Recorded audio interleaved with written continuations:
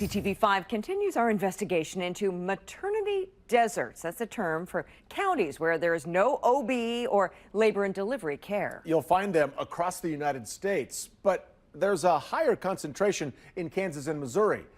These maternity deserts force moms to travel long distances for care, and KCTV is reporting on the real-life consequences. Last night we talked to a mother who recently delivered her baby in a car on the side of the road.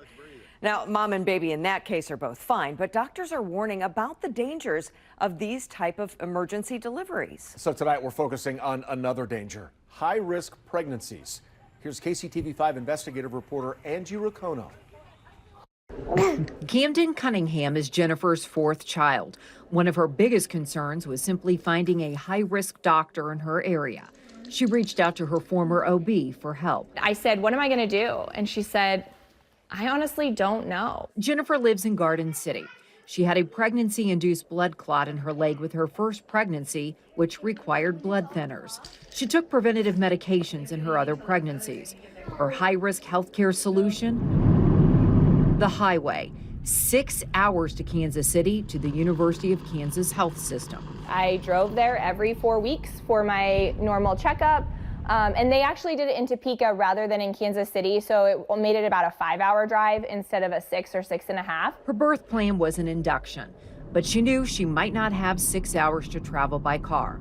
The backup was Wichita. It's closer. And that's a scary feeling. It's a scary feeling to think, okay, I'm going to get in labor and then I'm going to drive 3.5 hours to the closest,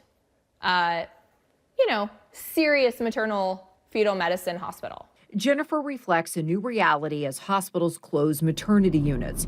Mothers are forced to travel long distances. It's an added expense. Can you grab it? Families also miss work and struggle with childcare. But the biggest concern is labor. What if it's fast?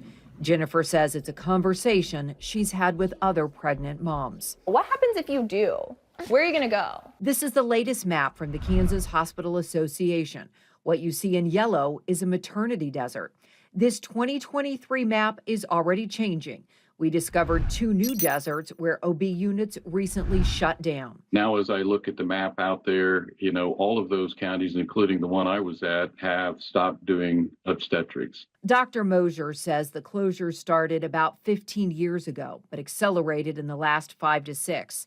Smaller hospitals lose money on deliveries due to low reimbursement rates, and it's expensive to maintain blood banks or round-the-clock anesthesiology. You're probably not breaking even unless you're delivering, 80 to 100 babies a year. You want that? It leads to maternity deserts that have serious consequences for families and entire communities. I just want people to know that we need to be proactive about this, and we need to be really seriously having these conversations and catering to those doctors who are willing to come to areas like this and doing things that will get them here and maybe keep them here.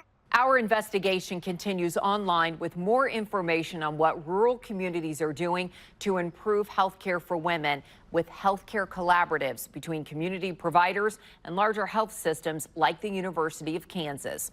Angie Racono, KCTV5 News.